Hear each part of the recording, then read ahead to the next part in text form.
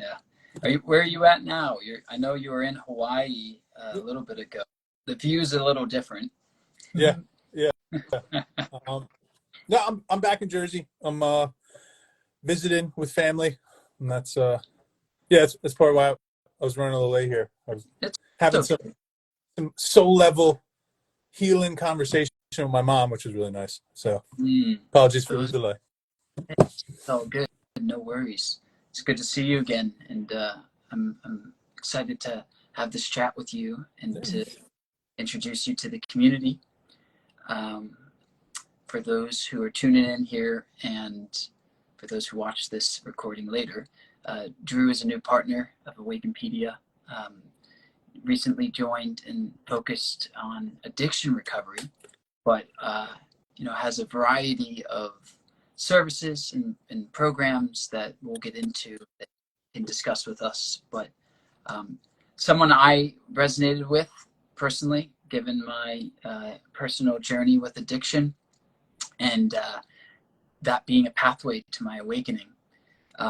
But also just, Drew, with your direct experience in the space and, leading by example, walking the talk, I think you have a really compelling offering and one that will resonate with so many. And God knows that the world needs this type of help right now with, the highest number of overdoses and addiction rates that we've ever seen. So anyway, with all that said, welcome to Awakenpedia. Thank you, sir. Glad to be here. Yeah. So the way I typically kick these off is immediately passing it to you to share your story with us, and that can be anything you feel comfortable sharing, but just something that helps give viewers and members of Awakenpedia a sense of who you are and your personal journey that's led you to the now. So, love to hear anything that you feel called to share. Awesome.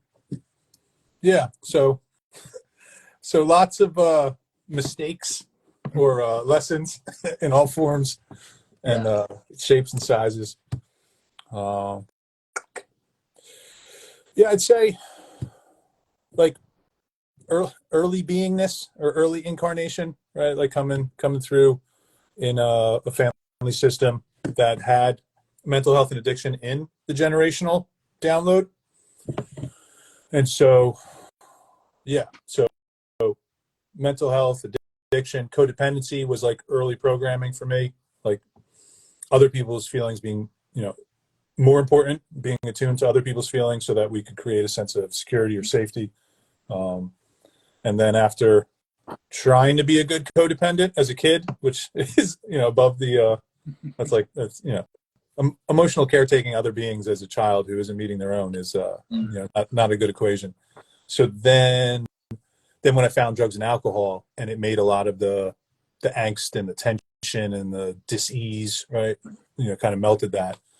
Then I went hard with that. So it was a party at first, and then I fell into active addiction for a couple of years, and it got real dark and hairy towards the end, like wanting to die on a regular basis. And I did it. And then I was gifted the opportunity to start this awakening. I'd say I was gifted the opportunity to start recovery. I mean, the beginning was very much like substance specific recovery, right? Like it was clear that certain substances were a big part of the problem, if not, the main problem at that time. And so I started that, the recovery process, and then that's evolved over time to include not just the substance recovery, but process and behavior recoveries as far as gambling. And then, and then the last chapter has been really getting into some of the family systems and the codependency and the like adult child type stuff. So yeah, man. So lots of learnings, lots of lessons, lots of blessings, and then and tons of growth that sometimes I'm grateful for. Yeah. Other times, it could, the universe could go a little bit easier on the growth stuff, but whatever. Can you speak a bit about, what in your personal journey you say kind of helped you to like rise out of this active addicted state so that you're ultimately able to step into recovery and not only step into it but sustain it, right? Like what do you feel it was that was allowing you or propelling that journey? Love it. Yeah. So a lot of folks talk about the gift of desperation, right? So I mean, I hit a pretty hard bottom, pretty dark, low bottom, which provided a nice amount of motivation and desperation. And then I connected in with, a 12-step program and a counselor, a therapist. And so then all of a sudden I had community and guidance. I had like a mentor, and then I got a sponsor and the 12-step thing. And then I had other people that were on the journey. So really I got like the triple gem showed up. So I had, Buddha, Danga, Sarma, or Sangha, Dharma. And and then it was, I feel like my desire to go deep and like really look at stuff and and just have a depth to experience for the first time when I got into recovery, it was actually valuable. It was like a valuable skill set, right? Because the process of recovery and healing and awakening is all about being willing to turn inward and feel into some stuff and look into some stuff. And so I was always that guy, but then all of a sudden it was like, oh, like I was built for recovery. Like, okay, now I found somewhere that's like feels like home, that feels like, comfortable. And so then I just started to like excel and grow quickly. And yeah. Yeah, how interesting. So you mentioned the Buddha, the Dhamma, and the Sangha. The Buddha, we all know. The Dhamma refers to the teachings, and the Sangha refers to the community. Yep. And was that, just remind me, was your process or your 12-step program initiation, was that the Buddhist community orientation, like refuge, was it called, or did you go to AA? Yeah, so I started in like old school, traditional 12-step AA, NA flavored, like cleaning ashtrays and, and old timers telling you to shut the bleep up, it's like, it was a more old school direct approach, which I found really beneficial at that time when my head was scrambled eggs and I didn't know what was up. So I have a dose of that in my own being, but then I've also come to appreciate a lot of the other approaches, and yeah. And there's no replacing a more direct, approach sometimes, but things can also be softer, and be received better at times too, I found. Right. And how long have you been sober now yourself? So been in the process of recovery, healing, spiritual awakening, whatever you want to call it, for 17 years. And that started with the substance.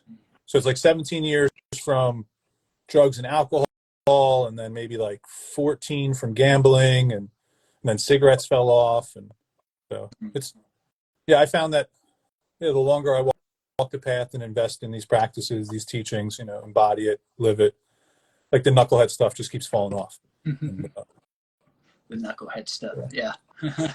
I like that way to describe it. And for me, Drew, I know we talked about this before, but in my struggles with addiction and coming out of the active addicted state and regaining control over my own behaviors, essentially reclaiming agency, a reclamation of consciousness out away from the mind, the craving mind.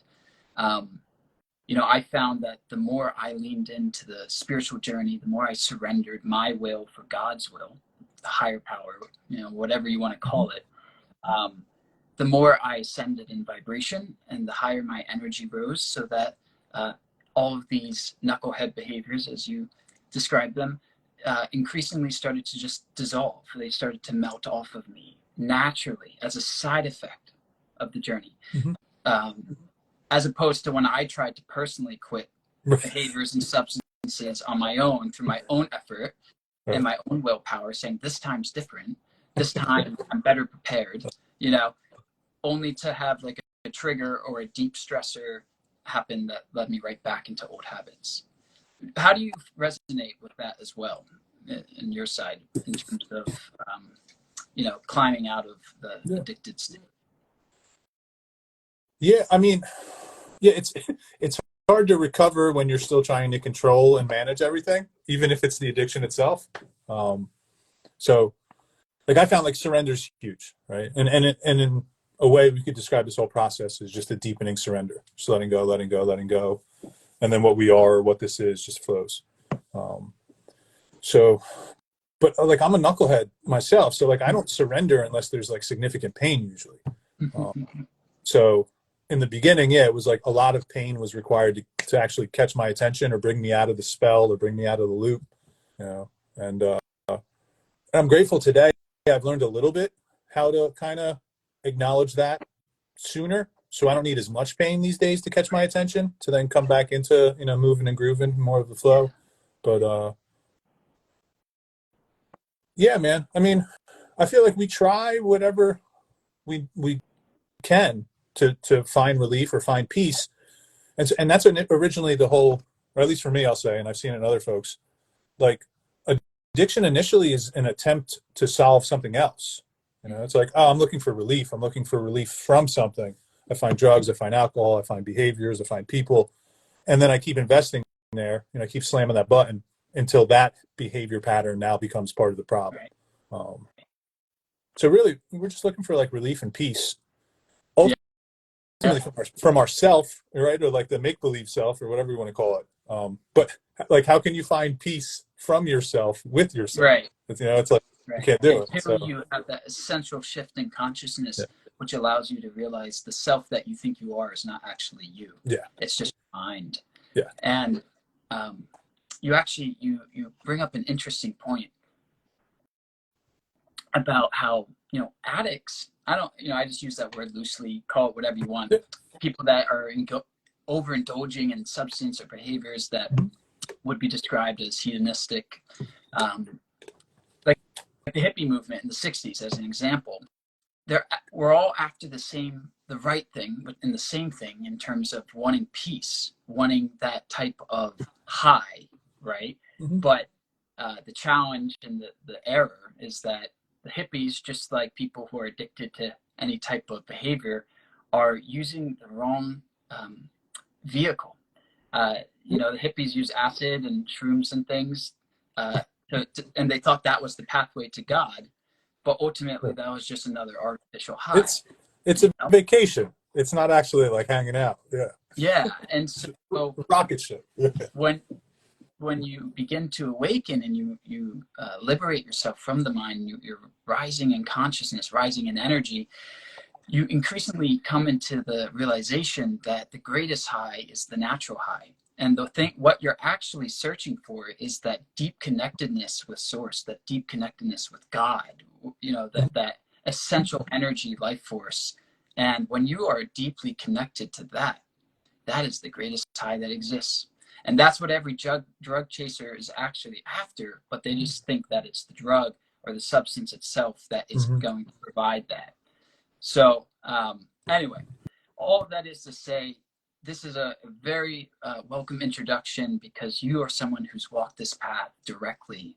And through that, you can speak to this in a way that people who haven't been in an addicted state, they simply can't to the same extent or in the same way. And it's why oftentimes a lot of people only work with those who have walked in their shoes, right, to an extent. Like for addicts who are trying to recover right now. So I'd love to just transition this conversation into your actual offerings and the services you provide. I know you have just kind of more of a one-on-one type thing, and then you have certain programs too. So can you just talk about what they are, what they're aiming to accomplish? Yeah. So currently, I worked in mental health and addiction treatment for 10 years. I was a licensed addictions counselor. I did that whole shtick and burned out 3 different times. And there's a lot about that paradigm that's very small-minded. So I've stepped out of that and let go of my official licensure letters to now work with folks in a way that feels more intuitively guided and also seems to have much more impact. And so the main jam is a 3-month program I call the Grow program, because I've found that if you really want to if you want to make significant changes that stick, there's no replacing investing time and effort over time. So there's no shortcuts to like long-term cool stuff. So the 90-day program's there if folks want to make a significant overhaul of the system. If you're at a place where you're ready to really dig deep and get to the roots of stuff, and leave some of the baggage behind, and really honor yourself. The Grow program's there for that. I've also forayed back into offering single sessions for folks too, because like sometimes people don't want a whole overhaul, but they need a little shock, a little blast of perspective, or whatever it might be. And so so I'm offering single sessions there too. Just be prepared. This isn't therapy where like you just pay me and I listen to you say the same thing week after week, and help you feel good about it. Like that's I'm not interested in that. Good. That's good. Yeah, I feel like if you're in a place where you're already in your process, or you have support, or you're on a trajectory, and you're looking for a fresh dose or some new perspective, then I can provide that for you. Yeah. And, can you talk to us a bit, go into a little detail on like what the Grow program entails, what that looks like, just kind of like take us through a typical 90-day, what that would look like for somebody. So the Grow program is 90 days, which is usually like 12, 13, 14 weeks. And I don't hard cap it because it's a natural process that's unfolding. So I kind of honor what I've come to recognize as kind of markers along the way. But yeah, along that 90 days, we're meeting once a week for a 90-minute session. And the reason I do that is because 40 minutes is like way too quick. I always felt like in therapy, we'd like just get going somewhere and then it was time to close. It's like, oh man, so with 90 minutes, we got the opportunity to like settle in, hang out, get to depth naturally, gradually, and then also come and surface and ground before you go back out to the world. And then the beginning part focuses very much, and this is the foundation of the whole thing really, but in the beginning we focus on what I call the cornerstones, which are 4 areas of practice. The first one's mindfulness and meditation. The second one is stalking, like from the Toltec tradition. So like a kind of mindful awareness and then taking notes. That's an area. And then we have community cultivation. And then we also have self-care and self-celebration. And so 4 areas of practice. And then I support and encourage people in playing with how they invest in each of those 4 areas and then see the returns on those investments in their own life. So so it's like, I love what the Grow program has kind of like naturally evolved into, in that it's a very, like it can be tailored to your own journey, like where you're at, so if you show up and you're already like solid in your meditation practice, then maybe a lot of the growth and energy will be in community or in self-care, or if you come in and you got a solid community, but you don't have a lot of mindfulness, like, okay, then maybe a lot of the investment goes there. So the opportunity can morph to the individual.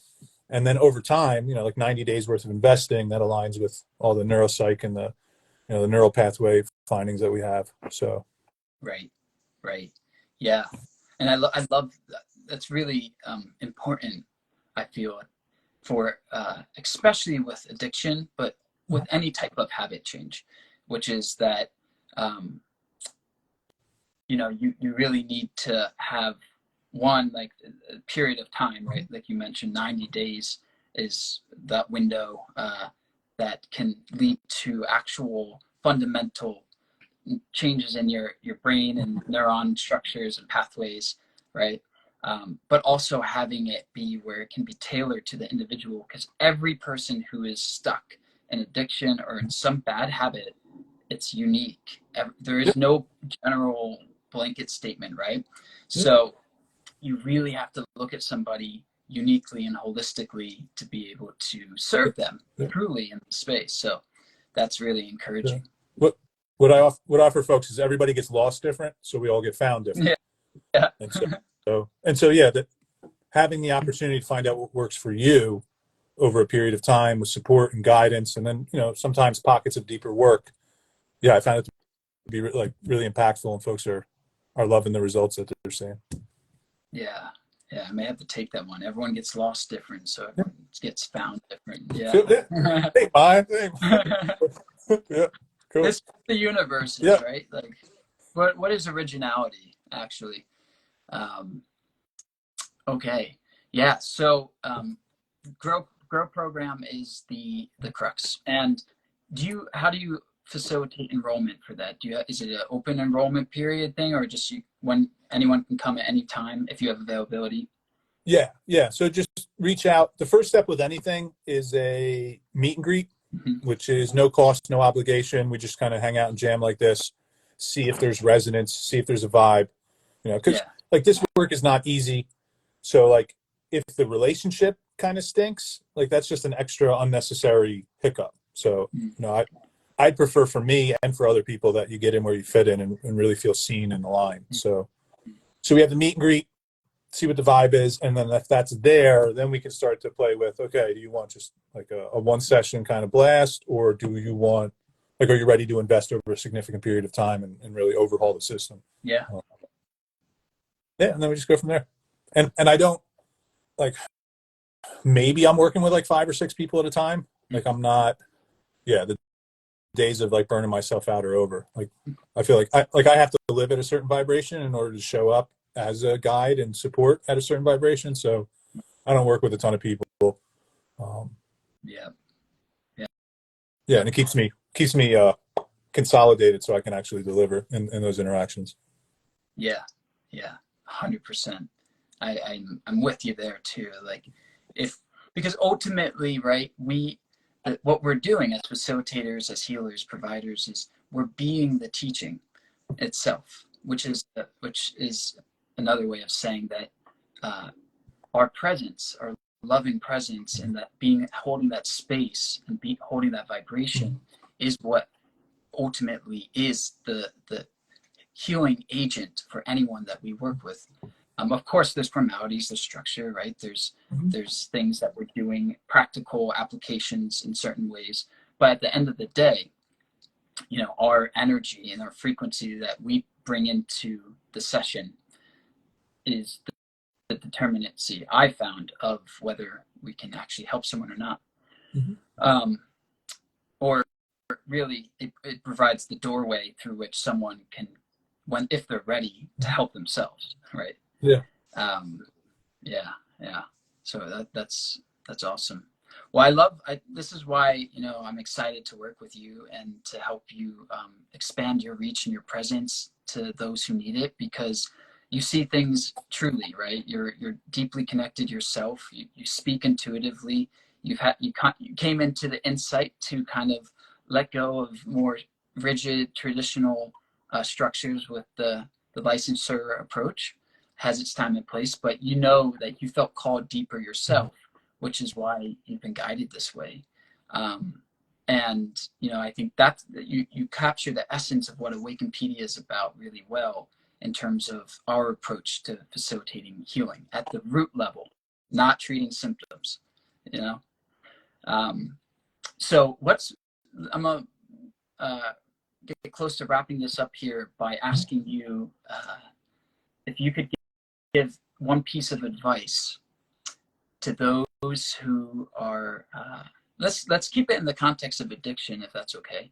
Sure.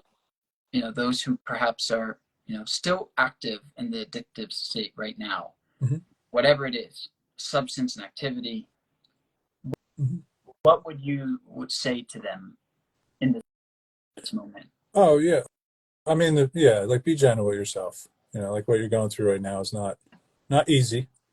It will potentially be very rewarding down the road, but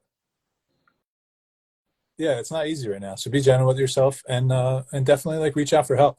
Like there's probably a lot more people around that can support you than you might currently think. So just ask for help, be gentle with yourself, and let the universe do its thing. A lot of times when we're stuck in that addictive grip, we're very selfed up. We're very like lost in storylines about ourselves and projecting everywhere. And it's like tight and small and very like self-absorbed. So like be gentle, You don't have to fix it all tomorrow or today. Ask for some help, and then and create a little space for some grace. You might be really pleasantly surprised with how life can, like bring you back to life if you let it. So.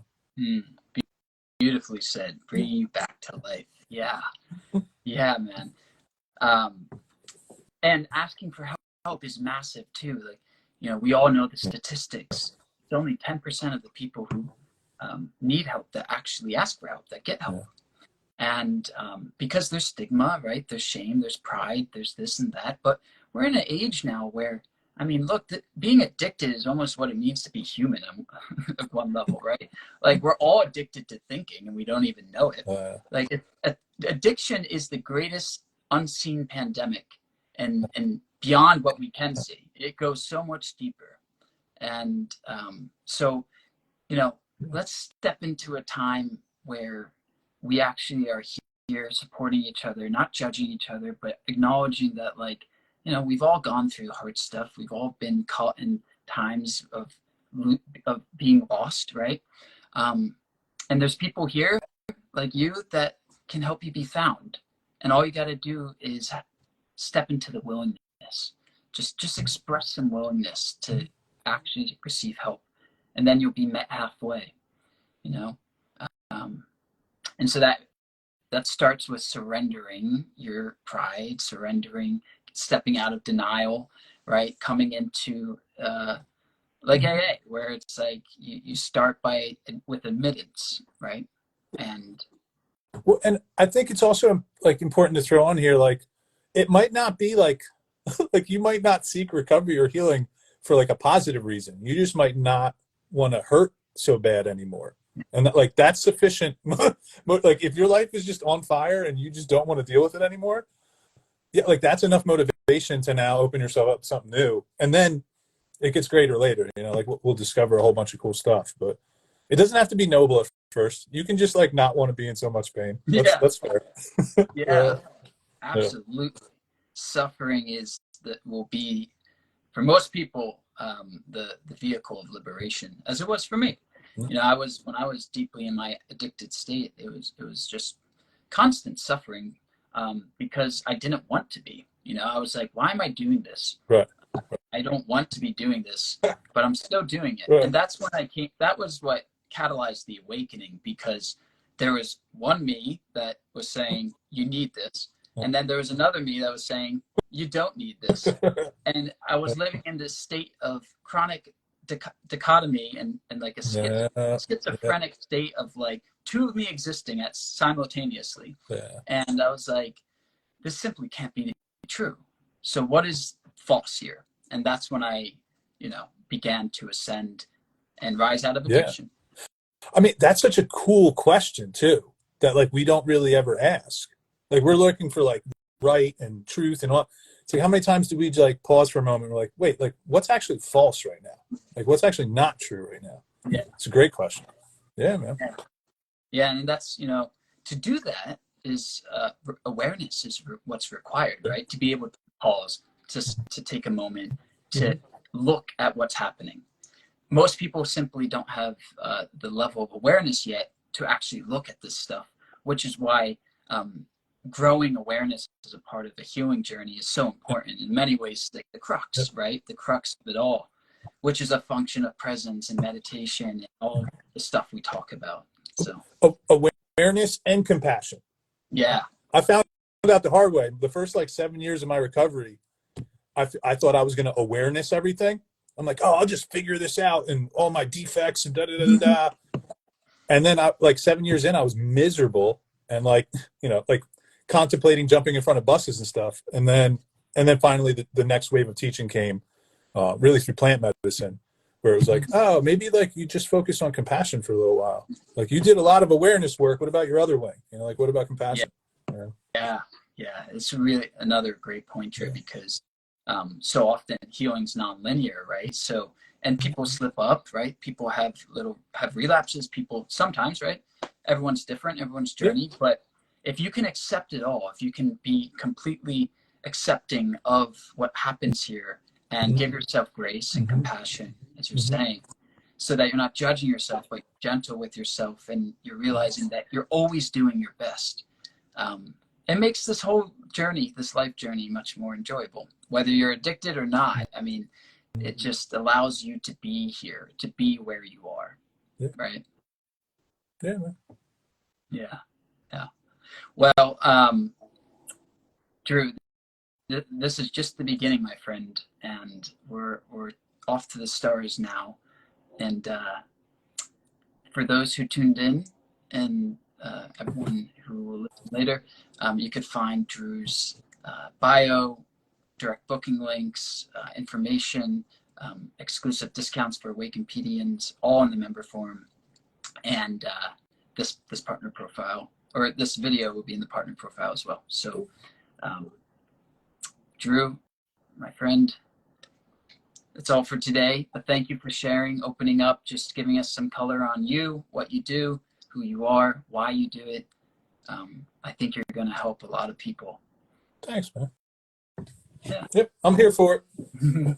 Good stuff. All right. We'll talk soon. All right, bye.